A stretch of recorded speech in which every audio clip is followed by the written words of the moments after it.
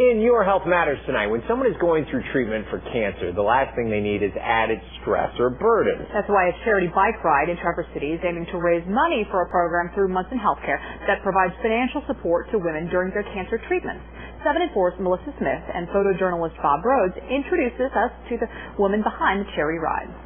A lot of times when you hear about cancer, that somebody has cancer in your family or a friend, you absolutely feel powerless. Jean Peters of Traverse City knows cancer all too well. My father was an artist, and he enjoyed coming up here and painting. And he was a pretty well-known artist. He died of leukemia. It's a disease that has affected Jean's personal life for years. The very first person that ever died in my life was my grandfather. He was a Polish immigrant, and he had prostate cancer. And he didn't know what it was, and I just remember him being in the house, and he couldn't speak English, and he was just suffering, and it was awful. My mother had colon cancer. My sister, who's special needs, has survived cancer 3 times. I have so many family members and so many friends that have battled cancer. Some have won and some have not. For these very reasons, she created the CHERRY-ROUBAIX charity ride along the Old Mission Peninsula shoreline in Traverse City. In its second year as part of the 4th annual CHERRY-ROUBAIX bike event, the charity ride on August 13th has a specific purpose. It benefits the Munson Healthcare Women's Cancer Fund, which provides financial assistance to women outside of their cancer treatments.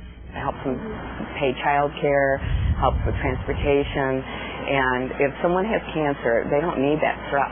That stress is exactly what breast cancer survivor Joy MAROLF says was the last thing she wanted for her family when she was undergoing chemotherapy. With the help that we were getting, it certainly helped with, putting food on the table. The Women's Cancer Fund also helped Joy pay for a wig during chemo and some of her utility bills. I just wanted to be able to go on along and not miss a beat.